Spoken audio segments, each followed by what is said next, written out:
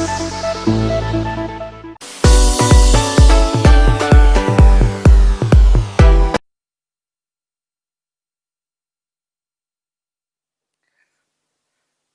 Students, आप लोगों का स्वागत है संवाद के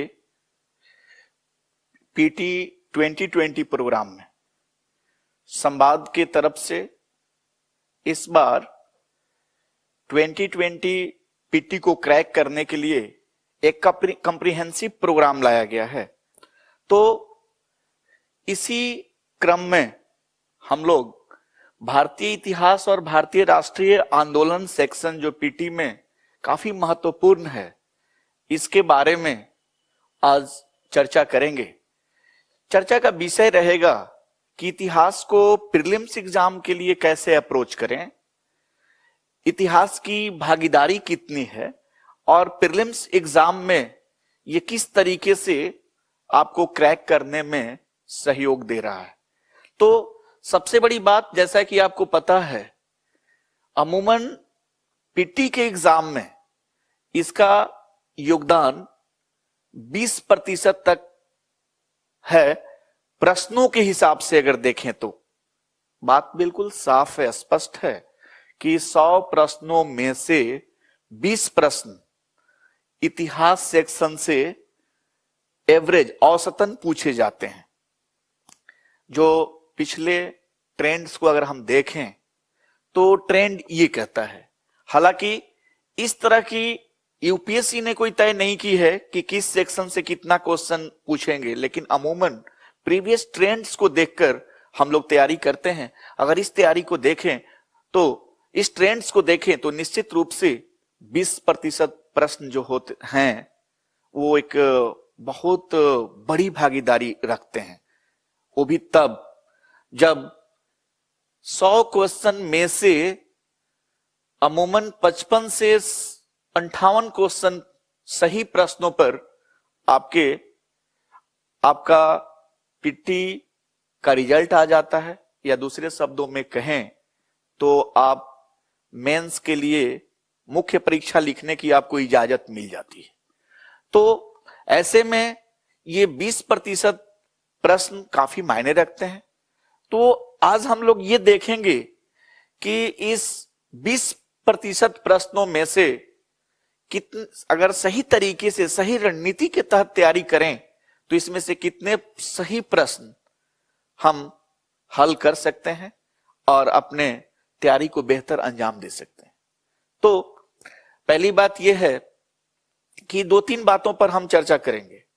इतिहास में जो यूपीएससी का एग्जाम है वो क्या डिमांड रखती है स्टूडेंट से, यानी किन चीजों को समझा जाए तो हम सही अर्थों में प्रश्नों के प्रकृति को समझ पाएंगे और आंसर दे पाए। पहला तो ये है। दूसरी बात है कि क्या ये प्रश्न जो पूछे जाते हैं वो आउटराइट पूछे जाते हैं कि किसी तौर तरीके को या दृष्टिकोण को या अवधारणा को फॉलो करते हैं।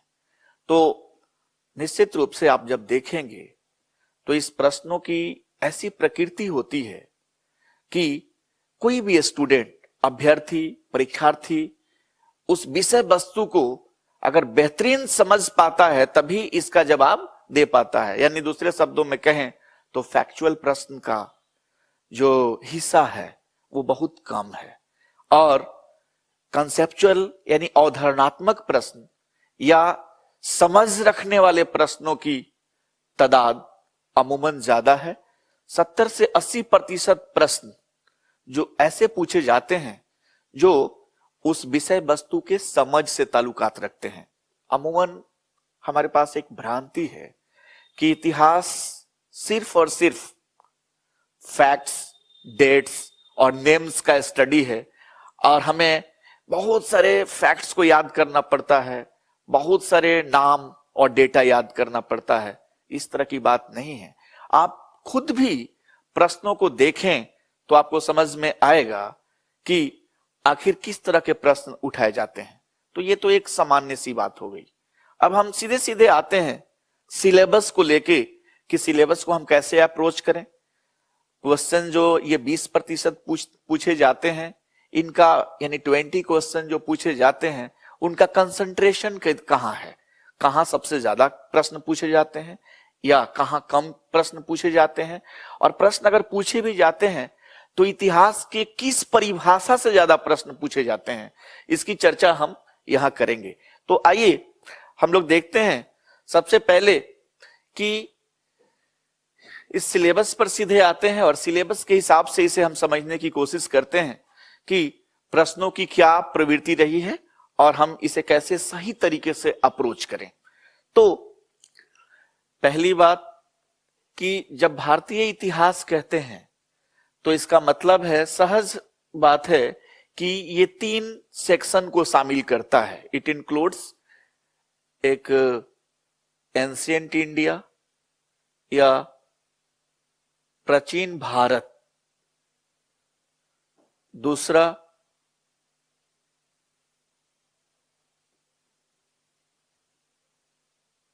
मध्यकालीन भारत, और तीसरा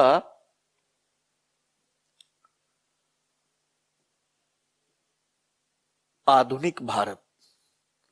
तो अगर यहां तक देखें भारतीय इतिहास तो इसका मतलब हुआ प्राचीन भारत, मध्यकालीन भारत और आधुनिक भारत। और ये तीसरा भाग है जो ये सिलेबस भी कहता है कि 50% भारतीय इतिहास और 50% भारतीय राष्ट्रीय आंदोलन। इसका मतलब कि ये भारतीय इतिहास और फिर इसको हम लोग और से जोड़ लेते हैं, यानी हमने भारतीय इतिहास के बदले लिखा प्राचीन भारत, मध्यकालीन भारत और आधुनिक भारत, और आधुनिक भारत और भारतीय राष्ट्रीय आंदोलन।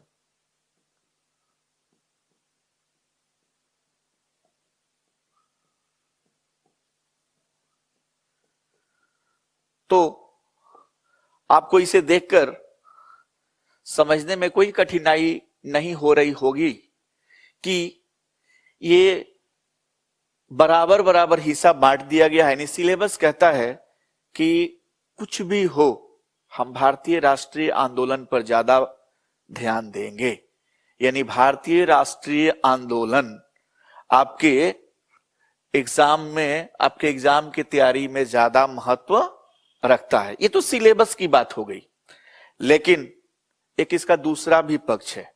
दूसरा पक्ष ये है कि इतिहास से कितने प्रश्न पूछा जाएगा, ये कभी यूपीएससी ने कुछ कहा नहीं है।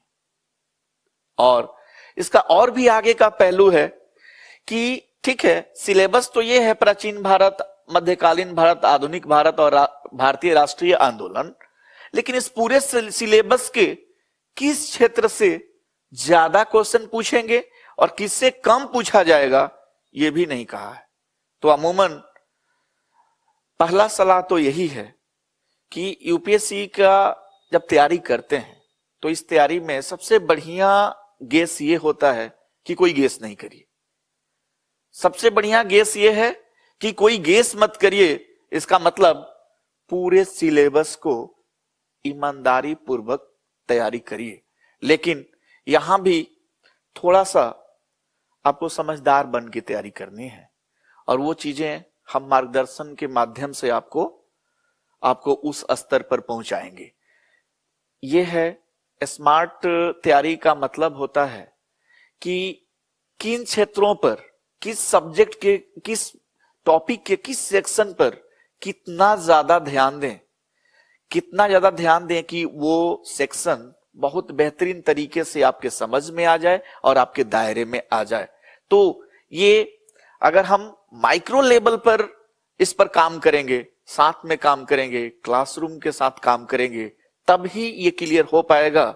अदरवाइज हम लोग इस तरह के क्लास में इसकी मोटे तौर पर ही चर्चा कर पाएंगे, बहुत डिटेल बातें नहीं हो पाएगी। समय अभाव है, समय के अभाव के वजह से हम जिस टॉपिक की जहां शुरुआत होगी वहीं पर उसके नीटी एंड ग्रीटी के बारे में बात कर पाएंगे।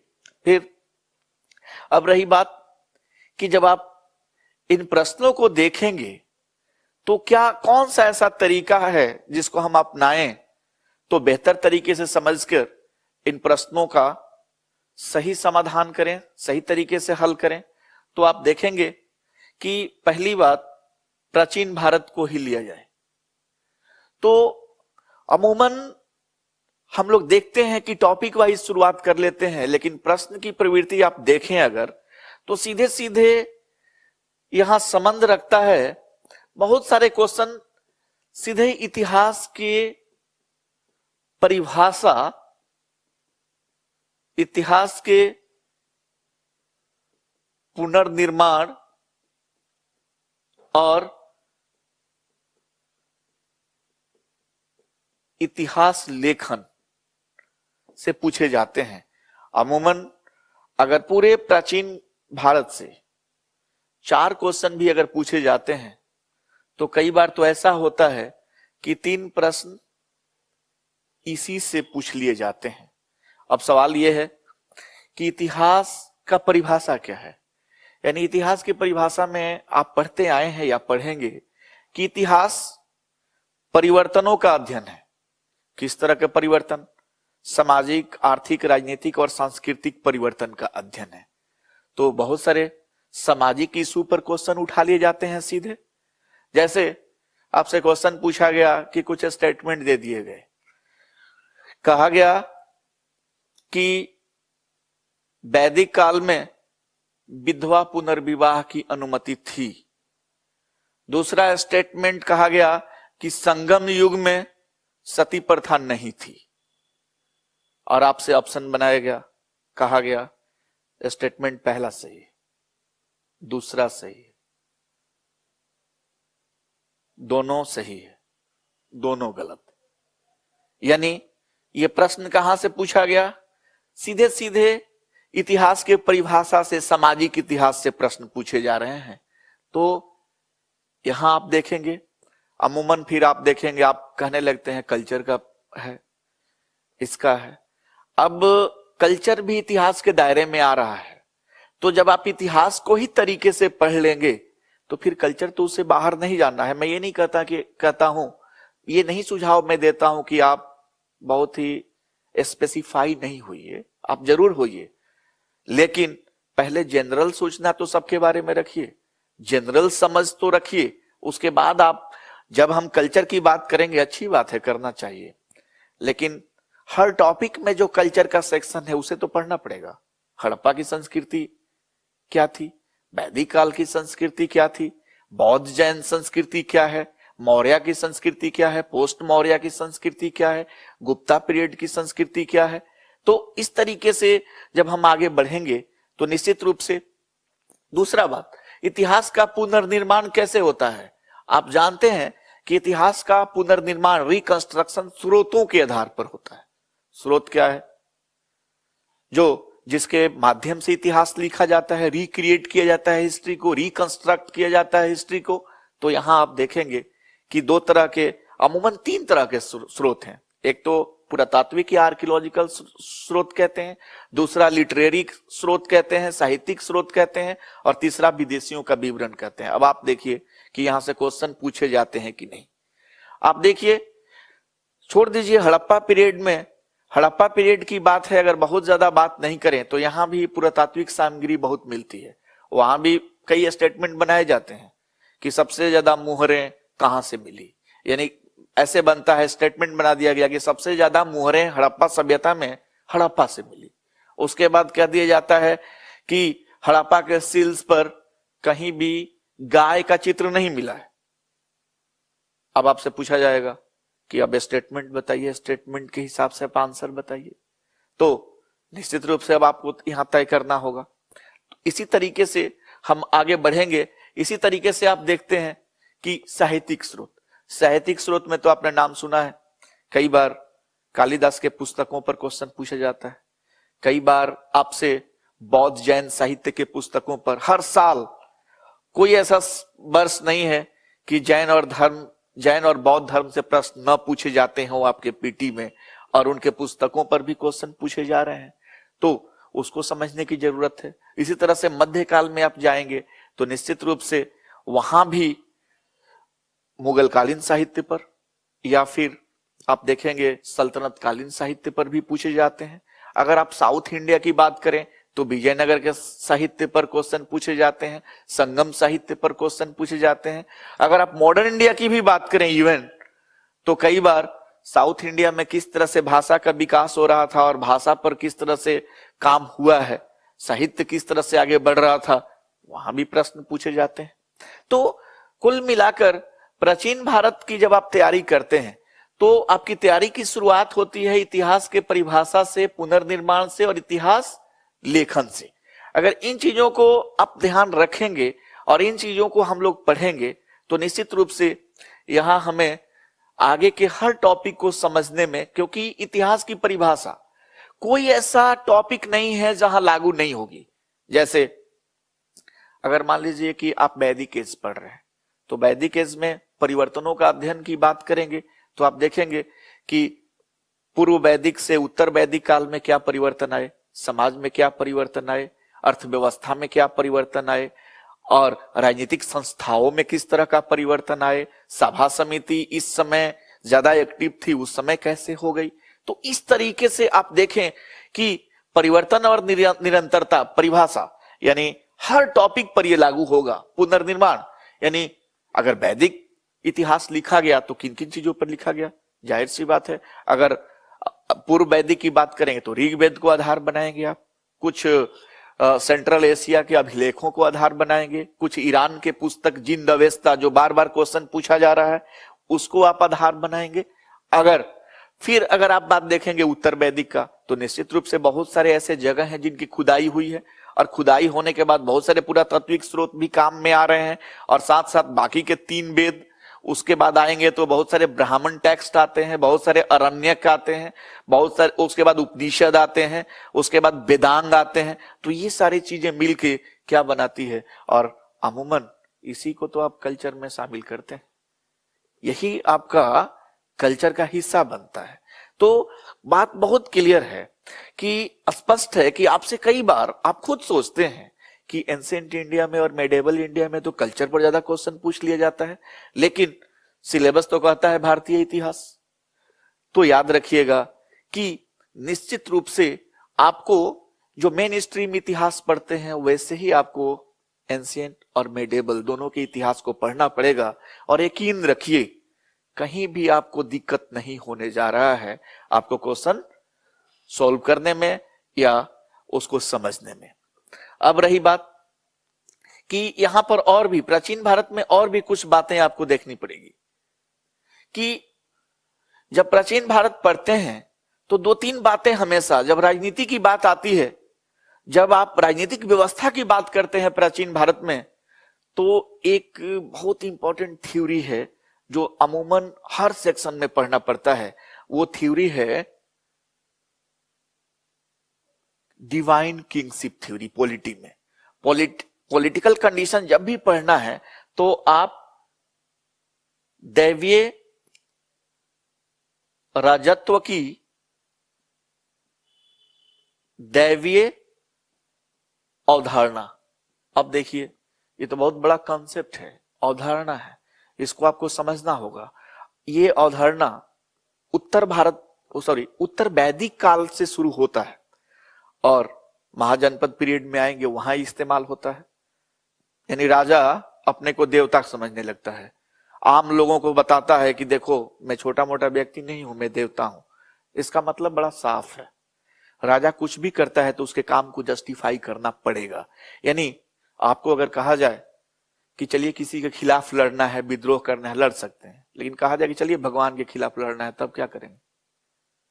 कदम पीछे हट जाएगा, हो जाएगा, क्योंकि उसका रिजल्ट ही पता है, परिणाम पता है कि हारना तो तय है, भगवान से कोई जीतेगा क्या। तो ऐसी स्थिति में राजा जनता पर अपना हक जताने के लिए, जनता को नियंत्रित रखने के लिए एक राजत्व की दैवीय अवधारणा की शुरुआत करते हैं। यह अलग बात है कि कहा जाता है कि उत्तर वैदिक काल में ब्राह्मण और क्षत्रिय के आपसी सहयोग से इस तरह की अवधारणा आती है, किंतु राज्य के अनुबंध सिद्धांत की बात बौद्ध धर्म करने लगता है। उसके बाद यही सिद्धांत मौर्य पीरियड में भी आता है, क्योंकि अशोका के बारे में तो आप जानते ही हैं, कई बार क्वेश्चन पूछा जाता है, देवा नाम प्रिय प्रियदर्शी, देवताओं का प्रिय राजा प्रियदर्शी अशोक। इसी तरह से कुषाणों ने देवपुत्र का उपाधि ले लिया। इसके बाद आप गुप्ता पीरियड के राजाओं के बारे में जानते हैं, अनेक दैवीय गुणों से अपने को जोड़ा। इसी तरह से चाहे हर्षवर्धन की बात देखें, राजपूत काल के बारे में तो आप जानते ही हैं, 750 से 1200। तो यहां भी एक बहुत बड़ी बात है राजत्व की दैवीय अवधारणा।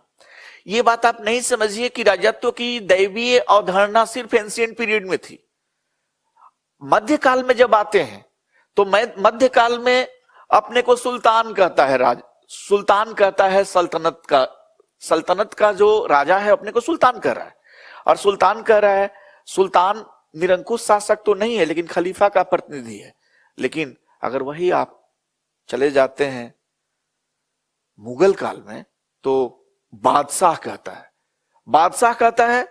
बादशाह की उपाधि लेता है। और बादशाह का उपाधि का मतलब है कि वो सीधे सीधे कहता है कि पूरे पृथ्वी पर अगर सबसे पावरफुल व्यक्ति है तो बादशाह है, और इस पृथ्वी से हटकर और कोई पावरफुल व्यक्ति है तो वो कौन है? अल्लाह है। यानी अल्लाह सबसे ताकतवर है और इधर बादशाह सबसे ताकतवर है। यानी एब्सोल्यूट पावर को एक्सरसाइज करने के लिए यहां डिवाइन किंगशिप थ्योरी का इस्तेमाल करता है। अकबर खुद की कहता है जिले इलाह है। इसी तरह से बलबन का राजत्व सिद्धांत तो आप जानते ही हैं, फरे इजदी कहता है जिले इलाह, अपने को भी कहता है, अपने को अफरासियाब के वंशज से जोड़ता है। अलाउद्दीन भी अपने को जोड़ रहा है। तो इस तरीके से कहीं ना कहीं राजनीति में, कहीं ना कहीं राज्य व्यवस्था में कोशिश की जाती है। और ये एक ऐसा राजत्व की दैवीय अवधारणा है कि शायद ही कोई वर्ष है जहां प्रश्न नहीं पूछा जाता है, लेकिन हम समझने लगते हैं क्वेश्चन कहां से पूछा जाता है। दूसरी बात, क्या जो ब्रिटिश सत्ता भारत में यह कहती है कि हमने भारत में आधुनिक काल की शुरुआत कर दी, क्या वो भारत में दैवीय अवधारणा को अब मानते थे कि नहीं मानते थे? उनकी भी बात अब जोड़ लेते हैं। देख लीजिए कि वो क्या कहते हैं। वाइट्समैन बर्डन थ्योरी एक आता है, रुडयार्ड किपलिन ने एक थ्योरी दिया, और थ्योरी में कहा गया कि साफ साफ कहा गया कि गौरवपूर्ण मानव का बोझ उठाएं। क्वेश्चन पूछा गया कि आप लोग भारत में क्यों आए हैं, तो वो साफ साफ कहते हैं कि God has given us a duty to civilize those who are uncivilized. We are white, so only we are civilized in the world and all the blacks are uncivilized. सभी काले असभ्य हैं और सभी गोरे सभ्य हैं। और गोरों को ईश्वर ने यह ड्यूटी दिया है कि जाइए, आप गौरवपूर्ण मानव है, आप बोझ उठाइए। किसका? काले लोगों का। और काले लोगों का बोझ जब उठाना है तो आपको सिविलाइज करना है, और सिविलाइज करने के लिए भारत में शासन करना पड़ेगा। यानी अपने शासन को जस्टिफाई कर रहे हैं, ब्रिटिश रूल अपने शासन को जस्टिफाई कर रही है। मतलब एक बहुत बड़ा अवधारणा है राजत्व की दैवीय अवधारणा, जो शुरुआत होती है किस पीरियड से? वैदिक काल से, उत्तर वैदिक काल से। जारी कब तक था? पूरे आधुनिक काल में। कुछ हद तक तो आज भी है, अगर आप देखेंगे तो कुछ हद तक आज भी दिखेगा, पूरी तरह से यह समाप्त नहीं हुई है। यही तो इतिहास में कंटिन्यूटी एंड चेंजेस है कि उसको, तो इस तरीके से अगर समाज की बात करेंगे, एक एक पॉइंट सबका पढ़ने के लिए, अगर राज्य व्यवस्था की बात करेंगे तो इसके माध्यम से हम समझने की कोशिश करेंगे राजत्व की दैवीय अवधारणा, जो सबसे इंपॉर्टेंट क्वेश्चन यहां से बनते हैं। अगर आप समाज की बात करेंगे तो निश्चित रूप से सहयोग और समन्वय, यानी कॉन्फ्लिक्ट एंड कोऑर्डिनेशन, यही दो बात है जिसे पूरे समाज को आप समझेंगे। कॉन्फ्लिक्ट एंड कोऑर्डिनेशन, यानी अगर कहें हिंदी में तो सहयोग तथा, तो क्या कहेंगे? सहयोग और संघर्ष की बात करेंगे। क्या है सहयोग और संघर्ष? देख लीजिए। आइए फिर एक बार दिखाते हैं आपको। वैदिक काल में आइए। वैदिक काल के, पूर्व वैदिक काल के अंतिम समय में वर्ण व्यवस्था आता है। वर्ण व्यवस्था शुरुआती दौर में कहा जाता है ये सहयोग था, लेकिन इसमें संघर्ष भी शुरू होता है। जब उत्तर वैदिक काल में आते हैं तो क्या होता है? संघर्ष क्या है? ब्राह्मण, क्षत्रिय, वैश्य और शूद्र में है। सहयोग क्या है? अपने को आगे बढ़ाने के लिए सहयोग। तो आप देखेंगे कि अमूमन ब्राह्मण और क्षत्रिय में हमेशा साठ गांठ हो जाता था जब वैश्य और शूद्र से लड़ना होता था। ये आपको एनसीईआरटी से लेकर हर किताब में आप इसको पढ़ सकते हैं।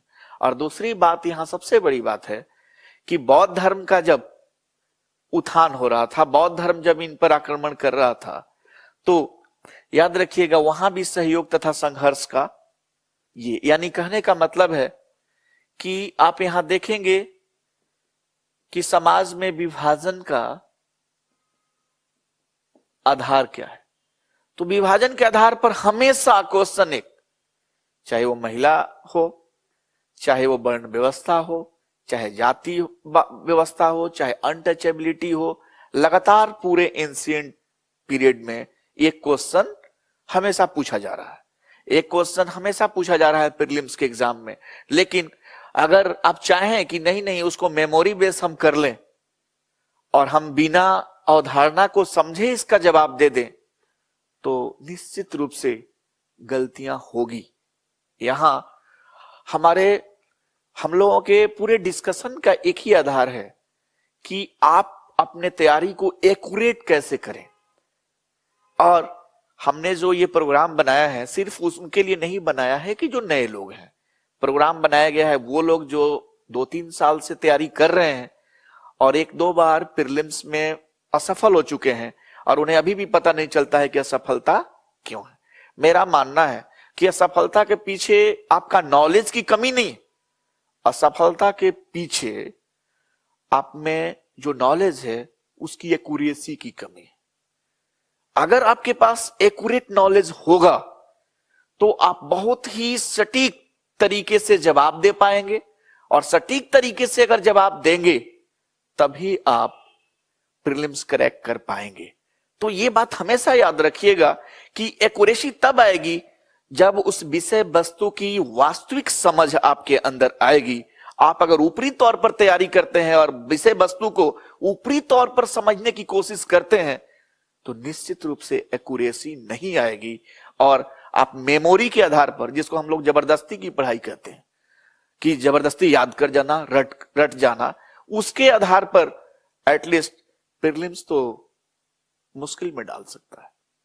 तो इन्हीं एक्यूरेसी को लाने के लिए हम लोग हर टॉपिक वाइज सटीक प्रयास करेंगे और हर टॉपिक की समझ की जो डिमांड होगी उस डिमांड के आधार पर काम करेंगे, और निश्चित रूप से उस पर पूछे जाने वाले प्रश्नों को फिर आपके सामने रखकर और दिखाया जाएगा कि आप कैसे वहां तक नहीं पहुंच पाते हैं। और ये जो हमारा टेस्ट होगा हर टॉपिक वाइज भी टेस्ट होगा, जो एक सामान्य टेस्ट होगा जिसको एकदम बेसिक टेस्ट कहेंगे, उसके बाद सेक्शन वाइज टेस्ट होगा और उसके बाद एक फाइनल टेस्ट होगा।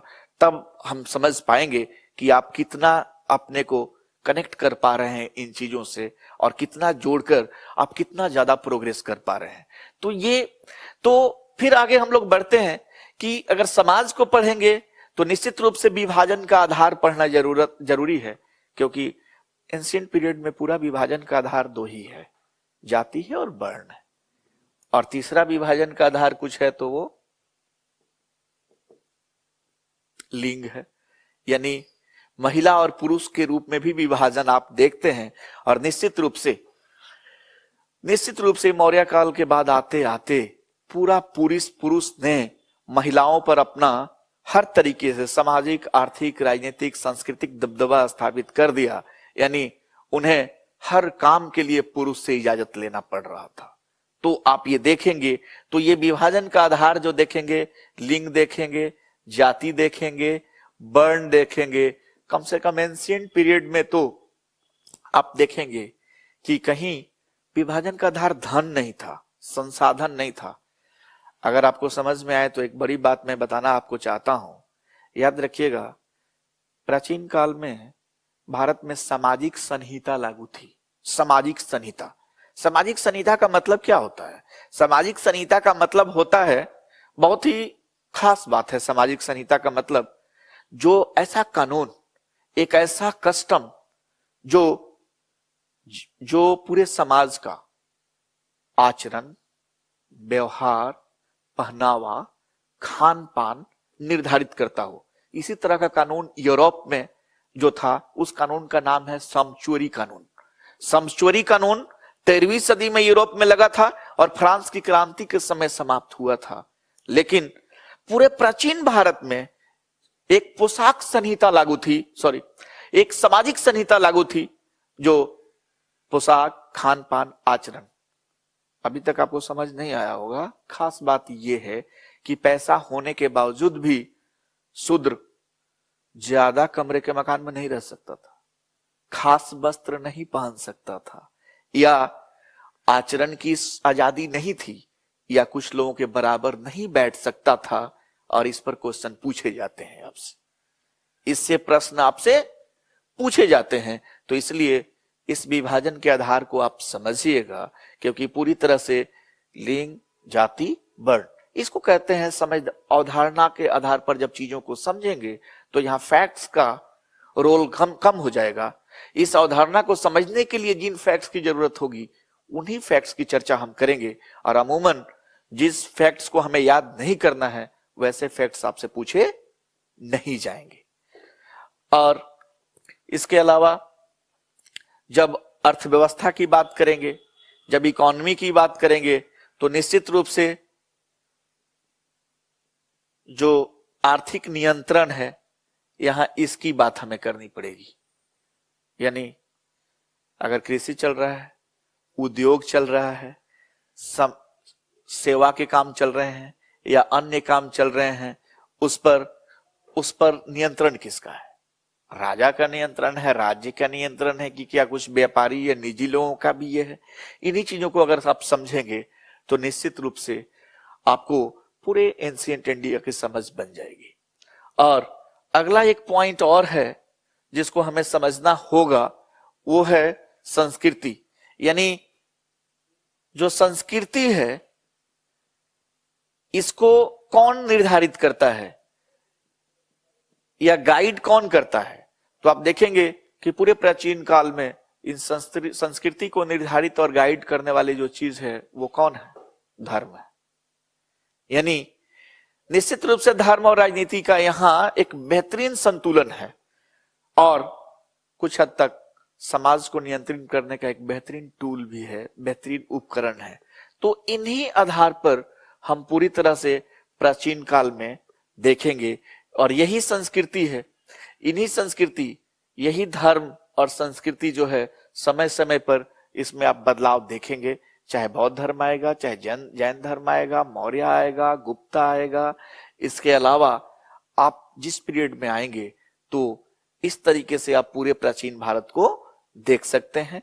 और विशेष प्राचीन भारत पर जब हम लोग क्लास में मिलेंगे तो चर्चा होगी, और टॉपिक वाइज हम इस पर बातें करेंगे, और निश्चित रूप से पूछे गए विगत प्रश्नों को भी देखेंगे, आने वाले प्रश्न किस तरह से हो सकते हैं उसको भी देखेंगे, और साथ साथ इतनी अच्छी समझ बनाएंगे कि निश्चित रूप से हमें प्रीलिम्स के क्वेश्चन को सोल्व करने में कोई कठिनाई नहीं होगी। अब रही बात मध्यकाल की बात, तो मध्यकाल में अमूमन बहुत ही सामान्य तरीके के प्रश्न पूछने की प्रवृत्ति है। आप देखेंगे कि अगर पूरी तरह से अगर राजनीति और राज्य व्यवस्था की बात करें, तो यहां भी दो बातें जरूर आपको देखना पड़ेगा। राजत्व की दैवीय अवधारणा और प्रशासन के तत्व, जो आप सल्तनत काल से लेके पूरी तरह से मुगल काल तक देखेंगे। इसी तरीके से दूसरा बात है, यहां भी देखेंगे, हर टॉपिक वाइज आपको स्रोत देखना होगा कि कोई भी टॉपिक अगर है तो किन किन स्रोतों के आधार पर लिखा गया है। ये भी देखेंगे कि कौन से विदेशी यात्री आके कुछ सहयोग दे रहे हैं, कुछ इंफॉर्मेशन दे रहे हैं, सूचना दे रहे हैं, उनके आधार पर भी लिखे गए हैं। इसी तरीके से आप देखेंगे कि किस तरीके से ये राजनीति और राज्य व्यवस्था का निर्माण हो रहा है। लेकिन एक बात और देखेंगे मध्यकाल में, कि जो टर्क्स यहाँ आते हैं, वो अगर शासन स्थापित करते हैं, तो क्या वो अपने यहां से लाए हुए शासन के सभी तत्वों को रखते हैं, कि भारत में पहले से चल रही व्यवस्था को भी कुछ अपनाते हैं? क्या कंपोजिशन करते हैं। और ये कंपोजिशन के डिग्री पर क्वेश्चन हमेशा पूछे जाते हैं, क्योंकि यही पॉलिटिकल कंपोजिशन हो रहा है, आगे जाके देखेंगे कल्चरल के फील्ड में हो रहा है, और सोसाइटी के फील्ड में हो रहा है, और ये इकोनॉमी के फील्ड में भी हो रहा है। यानी शहरीकरण की बात हो या सीखे की बात हो, या फिर आप देखेंगे कि अलग अलग तरीके के टेक्नोलॉजी की बात हो, वो जो लेके आ रहे हैं। तो इन चीजों को मिला के निश्चित रूप से प्राचीन काल से ज्यादा बेहतर व्यवस्था वो प्रशासन के क्षेत्र हो, चाहे वो आर्थिक तंत्र की बात हो, चाहे वो समाज में कंपोजिशन करके लोगों में थोड़ी सी रूढ़िवादिता कम होगी। निश्चित रूप से जब सिंथेसिस होगा, कई एंगल से जब चीजों को देखेंगे, भारत की चीजें, सेंट्रल एशिया की चीजें, टर्क्स की चीजें जब एक साथ मिलेंगी, तो निश्चित रूप से हमारा अंतर्दृष्टि क्या होगा, व्यापक होगा। और रही बात संस्कृति की, तो संस्कृति में दो तीन बातें यहां वो लेके आते हैं। यहां के धर्म और उनके धर्म में कुछ मिश्रण हो रहा है, क्या समानता दोनों में थी और क्या क्या नए एलिमेंट्स आ रहे हैं। इसी तरह से साहित्य में भी देखेंगे, इसी तरह से आप देखेंगे कुछ नई विचारधारा आ रही है, भक्ति, सूफी। जब सूफी की व्यवस्था आ रही है, तो सूफी में देखेंगे कि इस्लाम की जो रहस्यवाद है, और उस सूफीज्म में भी कुछ भारत के जो योग क्रिया है, जो भारत की अपनी विरासत है, दोनों मिलता है, और ये चीजें ज्यादा मजबूत हो जाती हैं, और एक शांति स्थापना में, एक शांतिपूर्ण तरीके से चीजों को आगे बढ़ाने में इनका योगदान हो जाता है। ये अलग बात है कि दो समाज के लोग, दो संस्कृति के लोग जब एक साथ मिलते हैं, तो निश्चित रूप से सहयोग और टकराव भी होगा। तो हम इनकार नहीं कर सकते कि टकराव के तत्व नहीं है, लेकिन सहयोग के भी बहुत ज्यादा तत्व हैं, सिर्फ हम टकराव की बात नहीं करेंगे। तो यहां यूपीएससी का ये डिमांड भी है कि आप ज्यादा से ज्यादा सहयोग के कंपोजिशन के तत्वों को देखें। तो हम जिस एग्जाम की तैयारी करते हैं और जो उसकी मांग है, उस मांग के हिसाब से चीजों को देखेंगे। तो ये रही बात किसकी, मध्यकाल की, संस्कृति की। इसके बाद एक और बड़ी बात, जब वो आते हैं तो भारत में जो भवन निर्माण की कला है पहले की, जिसको आर्किटेक्चर कहते हैं, अमूमन वास्तुकला कहते हैं, तो उनको देखेंगे तो दोनों में क्या हो रहा है, यहाँ के कुछ तत्व और वहां के कुछ तत्व मिलते हैं। तो कहा जाता है कि वो मजबूती लेके आए, लिंटल की अच्छी पद्धति लेके आते हैं, इसलिए भवन ज्यादा मजबूत होने लगे। यानी एग्जाम्पल के तौर पर भी आप देख सकते हैं, आप वेरीफाई कर सकते हैं, प्राचीन काल में भी कुछ बहुत अच्छी चीजें थी। अशोका ने एक स्तूपा बनाया था, वो स्तूप दिखते हैं। अशोक ने जो पिलर बनाया था, वो पिलर देखते हैं, मजबूती के प्रतीक हैं। आप देखेंगे टेक्नोलॉजी के रूप में कि किस तरीके से गुप्त काल में जो लौह स्तंभ बना था, जो मेहरौली में है, कौन सी टेक्नोलॉजी लगी थी कि आज भी रस्ट करके और वो समाप्त नहीं हुई। लेकिन आज जब आप एक सरिया बनाते हैं, एक लोहा बनाते हैं, आधुनिक तकनीक से बनाते हैं, फिर भी आप कहते हैं कि 90 साल से ज्यादा नहीं चलेगा। लेकिन आप वहां का देखिए, इसी तरीके से आप देखिए कि कुतुब मीनार 1299 में 98 में आप बनाते हैं, और कुतुब मीनार आज खड़ा दिख रहा है। इसी तरीके से आप लाल किला को देख सकते हैं, ताजमहल को देख सकते हैं कि 400 साल की, 300 साल की बिल्डिंग अभी मजबूती के साथ खड़ी है। तो जाहिर सी बात है, टेक्नोलॉजी में कुछ ना कुछ चीजें तो आई थी, सम्मिश्रण हुआ था। ये मैं नहीं कहा कि भारत में इस तरह की बात नहीं थी, मैं ये कह रहा हूं कि दोनों का संयोग जब हुआ, कंपोजिशन भी हुआ, तो और भी इसमें मजबूती आई और भी ज्यादा हमें विविधता दिखाई दी। तो इस तरीके से इन चीजों को हम देखने की कोशिश करेंगे और पूछे जाने वाले प्रश्नों के प्रकृति को समझकर आगे बढ़ेंगे। अब रही बात मॉडर्न इंडिया की, तो जब आप मॉडर्न इंडिया की बात करते हैं, तो निश्चित रूप से जाहिर सी बात है कि यहां बहुत सारे आपसे डिमांड है, क्योंकि ये वही पार्ट है भारतीय इतिहास का जो आज हमें आजाद बनने की कहानी कह रहा है। हमारे महापुरुषों के, हमारे स्वतंत्रता संग्राम के, आंदोलन के जितने बड़े बड़े लोग थे, जिन्होंने विचारधारा जो दिया, जिन्होंने एक दर्शन दिया भारत के विकास के लिए, राजनीतिक तंत्र के लिए, वो सारी चीजें इसमें शामिल है, समाहित है। इसलिए निश्चित रूप से इसको बहुत ही ध्यान से देखने की जरूरत है। तो जब आप देखेंगे तो भारतीय इतिहास की बात करेंगे, खासकर आधुनिक भारत की बात करेंगे, तो निश्चित रूप से आधुनिक भारत की शुरुआत हो जाती है 18वीं सदी में। तो आप 18वीं सदी से आगे बढ़ने वाले जो भी समाज के बदलाव हैं, जो भी अर्थव्यवस्था के क्षेत्र में नए नए प्रयोग हो रहे हैं, और जो भी राजनीति के क्षेत्र में 18वीं सदी, याद रखिएगा, राजनीति के क्षेत्र में भारत में बिखराव का समय अमूमन आप देखते हैं, क्योंकि एक तरफ महान मुगल के पतन के बाद मुगल सत्ता की पतन धीरे धीरे बढ़ रही है, आगे जाके काफी तीव्र हो जाती है, और इसी तरह से क्षेत्रीय राज्य बढ़ रहे हैं और आपस में विवाद भी बहुत बढ़ रहा है, और यूरोपीय कंपनी भी यहां आती है और इनके बीच में आपसी विवाद होता है। परिणाम ये होता है कि यूरोपीय कंपनी ही अंततः मुगल पर भी और क्षेत्रीय राज पर भी विजय प्राप्त करती है। तो उन सारे तत्वों को यहां हमें देखना है कि समाज और अर्थव्यवस्था और राजनीति के फील्ड में या संस्कृति के फील्ड में क्या वो चीजें थी जिसके वजह से हम पिछड़ रहे थे, और सबसे बड़ी बात है कि कौन ऐसी वो चीज थी जो यूरोपीय शक्तियों को भारत में स्थापित करने का मौका देती है। ये चीजें हमें परखना होगा।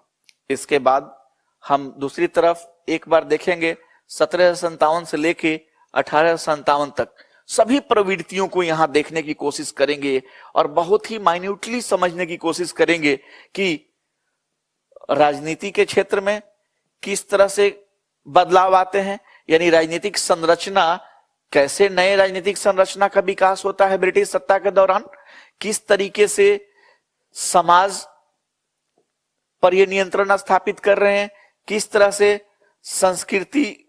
संस्कृति के लिए एक नीति कैसा बनाते हैं, समाज के लिए अपना नीति कैसे बनाते हैं, और अंततः इनका जो एक अर्थतंत्र था उसके प्रति इनकी नीति क्या रही है। और जब इन नीतियों को ठीक से समझेंगे तो आप देखेंगे कि वास्तव में जो ये यूरोपीय कंपनी थी ये पूंजीवाद पर आधारित थी, और पूंजीवाद का एक ही उद्देश्य होता है लाभ को अधिकतम करना। तो लाभ को अधिकतम करने जब यहां आई हैं तो निश्चित रूप से वो सत्ता अपने लाभ के लिए चलाएंगे, यहां के लोगों के लिए नहीं। आप खुद समझिए, जो शासन जनता के उद्देश्य के लिए न चले, किसी अपने खास उद्देश्य के लिए चले, वहां असंतोष कितना होगा और भूखमरी कितनी होगी या विकास कितने पीछे चला जाएगा। इन्हीं चीजों को यहां परखने की शुरू करेंगे। लेकिन इसके खिलाफ प्रतिक्रिया नहीं हुई ऐसी बात नहीं थी, इसके खिलाफ शुरुआती प्रतिक्रिया हुई, और शुरुआती प्रतिक्रिया के साथ साथ याद रखिएगा, शुरुआती प्रतिक्रिया के साथ 1857 में बड़ी प्रतिक्रिया होती है, जिसे 1857 का विद्रोह भी आप कहते हैं। तो इस तरीके से आप देखेंगे कि पूरी संरचना के खिलाफ लोगों में कहीं ना कहीं असंतोष है। यह अलग बात है कि संतोष का वजह निजी था, कहीं ना कहीं एकता नहीं था, वननेस नहीं था, या राष्ट्र नहीं था, राष्ट्रवाद नहीं था। ये एक ऐसा ऐतिहासिक तथ्य है जो इतिहास लेखन के माध्यम से, अनुसंधान के माध्यम से साबित हो चुका है कि 1857 का जो विद्रोह था निश्चित रूप से वो राष्ट्रवाद के नाम पर लड़ा जाने वाला कोई संघर्ष नहीं था। अब इसी बीच बहुत सारे लोग ये भी गुणाभाग कर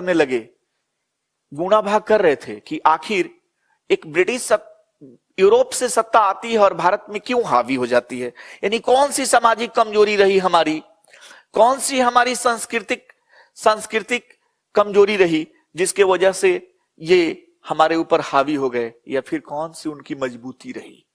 जब कोई भी व्यक्ति जीतता है तो हारने वाला सिर्फ कमजोर होता है ऐसे इस वजह से जीत नहीं होती है, हराने वाला व्यक्ति मजबूत भी हो सकता है, हराने वाला व्यक्ति मजबूत भी हो सकता है। तो दोनों पक्ष से देखना पड़ेगा कि अगर ब्रिटिश सत्ता यहां स्थापित हुई तो क्या भारत के लोग कमजोर थे, अगर कमजोर थे तो ये भी एक पक्ष है कि हो सकता है कमजोर तो रहे ही हो सकता है कि हराने वाला बहुत मजबूत हो। आखिर उसका मजबूती का वजह क्या था? तो दो बातें हैं। इसी वजह से समाज और धर्म में सुधार के प्रयास होने लगे, और सुधार एक वजह से नहीं हुआ।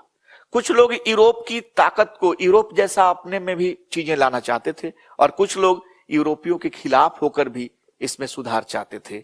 जैसे आप देखें, नाम सुने होंगे, राजा राम मोहन रॉय, ब्राह्म समाज, वो भारतीय मजबूत तत्व को, यूरोपीय मजबूत तत्व दोनों को मिलाकर अपने समाज को सुधार करना चाहते थे, अपने धर्म को सुधारना चाहते थे। और इसी तरह से आप आर्य समाज को भी जानते हैं, दयानंद सरस्वती, वो कहते थे हमारे यहां जितने मजबूत चीज है वो कोई काम नहीं है। यानी वैदिक समय को लीजिए ना, उस समय तो जातिवाद नहीं था, उस समय तो वर्ण व्यवस्था नहीं था, उस समय तो कर्मकांड नहीं था, उस समय तो हम कई चीजों पर बंटे नहीं थे, इसलिए वैसे ही समाज हमें आना चाहिए। यानी दोनों लोग जातिवाद पर प्रहार कर रहे हैं। तो ऐसी स्थिति में इस तरह के पर बात हुई। लेकिन जो सबसे बड़ी बात होती है वो होती है 1858 के बाद। 1858 के बाद क्या? INM, इंडियन नेशनल मूवमेंट की शुरुआत। यानी जो सबसे बड़ी बात होती है वो होती है कि 1858 के बाद का जो बात आप देखेंगे, यानी 1858 के बाद जो INM की, इंडियन नेशनल मूवमेंट की शुरुआत होती है, याद रखिएगा ये वही सेक्शन है जिसको आधा हिस्सेदारी दिए हुए है यूपीएससी और से जोड़ा हुआ है।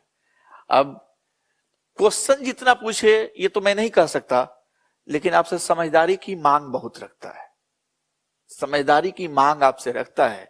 इसलिए यहां आप पढ़ें और यहां हम लोग बहुत अच्छा काम करेंगे। सबसे पहले तो ये पूरी प्रक्रिया को ऐसे समझेंगे कि उदय के क्या कारण थे, यानी कौन सी परिस्थितियां थी जिसके वजह से उदय हुआ।